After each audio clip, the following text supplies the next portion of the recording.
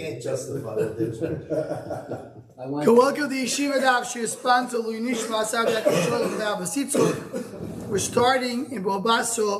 We're holding Basra from now. If we're starting new base in the bottom, really we should have ended this last sentence of the previous daf, but we didn't. So we're just going to end the sentence. The Gemara says, "Gufa al-marav ein machzikin b'nichsei shasish." We learned that you cannot hold on to a property that belongs to a married woman. You have no chazaka because she, as the Rashbam pointed out, the husband she's relying on the husband to do the mecha. Also, she doesn't really care because she's not enjoying, she's not benefiting from the fruits. Says the one that Dayone goylo omru machzikim. Dayone goylo say you could do chazaka. Rav said that we pass Dayone goylo. I'm really Rav Kalim. Rav had to be mind mishmaitzi. You were changing your mind because you said before there is no chazaka. Says the Gemara, Amalu mistaber amikadav Yosef. What I'm saying is, it makes sense that they're saying like of Yosef that we saw in the end of the previous daf. We talk about the chazaka that you have by Ishas only after the husband died, and he kept on to hold on to the property for 3 more years. Then you have a chazaka, even though the chazaka began when the husband was still alive, but because it was 3 years after the husband died, then it works, and that's what he means to say that I pass in that way. Okay, so that was really a summary of the Gemara before, and now we continue on. So the Gemara. A woman does not have chazaka on the chastim of her husband. Of course not. If she, what is chazaka? Chazaka means that for 3 years, you're sitting in a field, and you are enjoying it. Yeah, the woman is sitting in the field because she gets the right to eat the fruits. That's why she's sitting in the field. No, she has already a field to eat mezainis from. The husband gave her a field, said this will be for your mezainis. Now she's going and eating another field. So I'll think, whoa, what are you doing in the second field? You already have a place to eat mezainis. The fact that you're eating the second field, that tells you that what? That it's probably a good chazak. Says the Gemara, harayo yesh, very similar to what we had in the previous daf. What does it mean? Harayo yesh. Mashma over here that if she brings a rayo that the husband sold her the field, it does work. Lema legiluya zuzu debai. But we'll see, as we're going to elaborate in a moment. If a husband sells something to a wife, not necessarily he actually means to sell it. So why is he selling to the wife? He wants her to reveal some money that she has hidden. So you go, yeah. So he goes to her and says, you want a beautiful land that usually costs $2 million? I'll sell it to you for a discount. Only $1 million. That she owes him, right? No, $1 million. Then she goes out and she says, $1 million, I'll get the $1 million. So you have $1 million. I wanted to check if you have the money. I'm going to use it. She was hiding the money from him. But she has to, doesn't he have to prove that it's her, it's not hers? Yeah, talk about case, it is hers. He wants to sell her a field. I know, but it's known that it's his. Yeah, it's his. Talk about his field. He goes, he sells it to her. No, so he's saying the money she's coming out. The money she's coming, we know it's hers. There's no argument who it is. Charlie says she has no money or not. So she says, I have no money. But then, so what does he trick her? He tricks her, let me sell you a field, then you'll come with the money. What she's doing with the field? I thought it's his. A field that belongs to him. No, but once she buys it, he eats fruits, but it still is. It says if we were to discuss over here today, if a husband sells it, maybe she doesn't eat fruits. That's a different discussion that we're showing. You're not going to go into it now. But the point is, the Gemara says, to find out whether she has. That doesn't mean he really meant for the sale. Says the Gemara, you see from here that if he sells her, he actually meant it. Says the Gemara, so you see, when a person sells a son to his wife, she's koine. You see from here that we don't say that's svara. So well, look, whoa. For selling Efsher, the only reason he's selling it to her because he wants to find out if she has money. But if he gives her a gift, then you have no svara. Why is he giving her a gift? That he really means it. So Rabbi tells Ravuna, you weren't by us last evening. This is a lashon. This is we find it throughout Shas.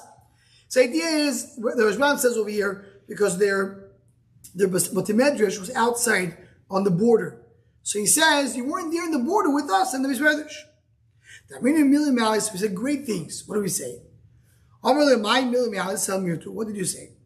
Someone who sold a field to his wife, she is koine, and we don't say they did legilu zuzah, which means just to figure out if she has money. Of course. Why? What's this for? Why is so pashut him? Take away the money from here. Forget about the money. Why? You don't have to be koine with the money. You could be koine with the shtar. He wrote a shtar. The shtar says, me, husband, is selling the field to a wife. So he's koine with the shtar. Mila Tanan, did we learn which means lands. You could be koine with the shtar. Have a shtar over here. Forget about the money. That's only shtar matana you're koine with the shtar. By shtar mecher, our guy is not willing to sell without the money. So then that's if I'm selling a field, what do I want? I want the money. I don't want the field. I don't want the shtar. So you're waiting for the money. Says the Gemara. Says the Gemara. V'la moiser amnuno. Says the Gemara. V'la moiser amnuno. Did your money going to bring a question on this? The b'shtar keitzat. What's the case if you're using a shtar? Kosov la laniyar or lecheres. He writes on a piece of paper, a parchment, or a clay. I'll be shame b'shepruta, even though the parchment and the clay are not worth a pruta, even though the shtar is not worth a lot. Sadi mechurelecho, sadi kriyelecho. He says it's sold to you or given to you as a gift. It is sold and is given as a gift. So you see from here that a shtar does work even without the money. So he asked the question, he also answered the answer. The Moicha said, they were talking about a case, he's selling the field for the bad. It's a bad field. He's trying to get rid of it. It's causing too much problems. He has too many liens on the field. The headache he's getting in this field is crazy. So he wants to sell it. Then you say that he just wants the shtar, he doesn't care about the money. I usually care about the money. We'll skip the parentheses. You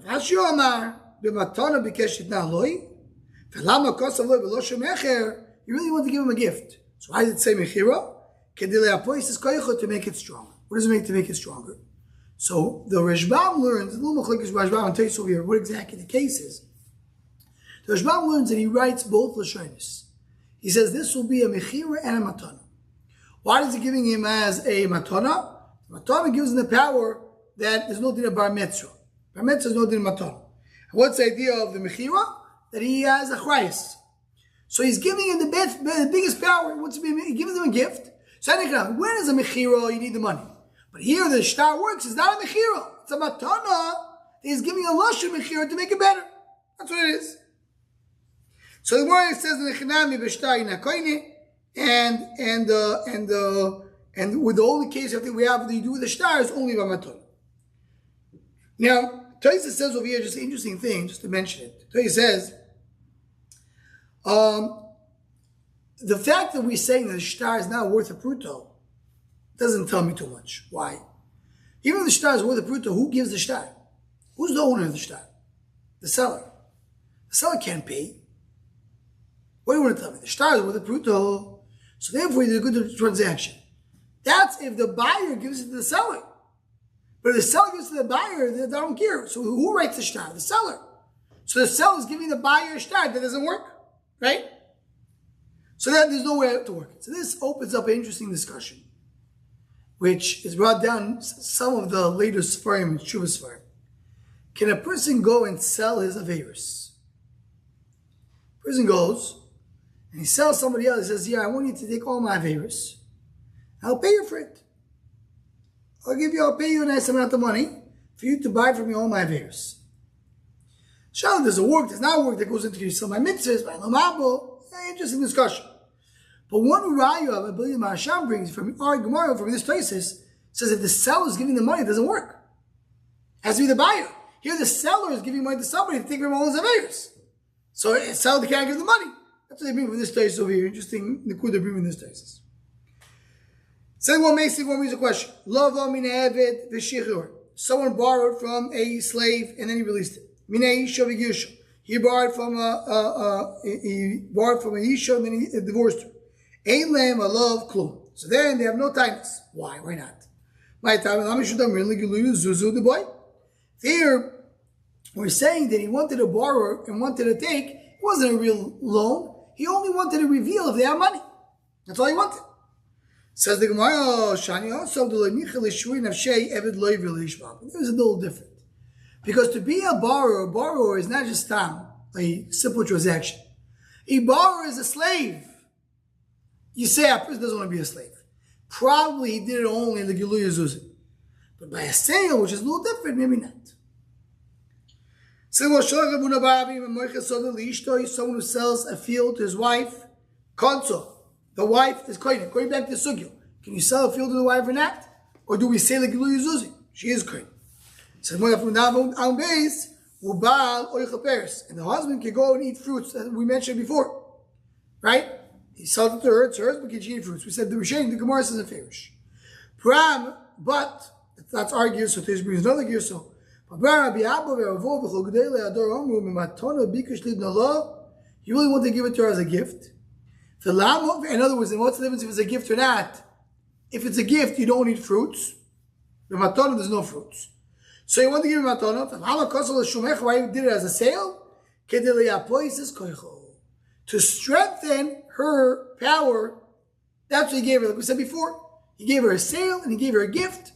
Both koiches in order for her to have more koich. But it's really a gift and therefore he doesn't eat fruits. So what brings a question? Lavo mineved v'shicharoi minei Yeshiva. Usually in the same case. He's borrowed from the then he releases it. He borrows from the Yeshiva, then he divorces her. Ein lema love klum. There's no title. My time lam yishudam min giluy zuzu deba. Well, that's a rayo. There's no title because he wants to reveal the money. So the more same answer we said it before. It could be usually a person is willing to, he's not doing giluy zuzu. By a lender, it's different because this would be a slave. So the more she's koine, as we said before, and not to reveal money. It's not a gift, it's a sale. If it's a gift, then in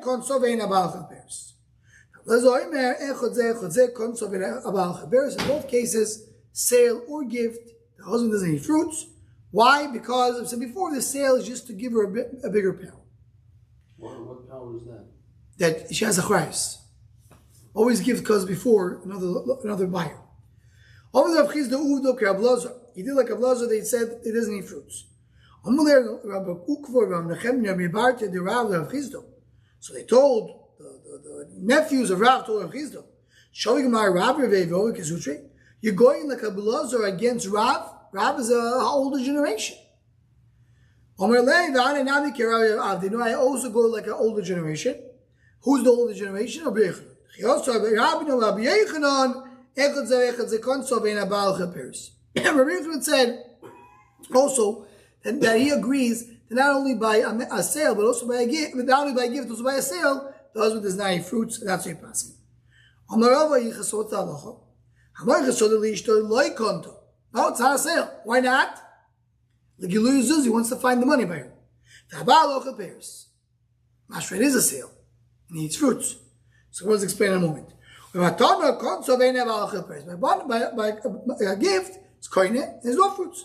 So what title? How do you explain the first sentence? Seems like a contradiction. Like Asho. Kanem was 20, Kanem was 20. Depends if the money was hidden or not. That's exactly the point. If the money is something everybody knows she has, she has money in a bank account, everybody knows it, it's Yadua that she's very rich. So then you say it's a good sale. But if it was money that nobody knew until this, when she came to buy, then you say the husband wanted to come and reveal it. That's what we really reviewed said. It depends if she wants, if it's Yadu or not, that will make the difference. Very good. So we'll stop over here with this daf, and we'll continue, Be'ez Hashem, the next one.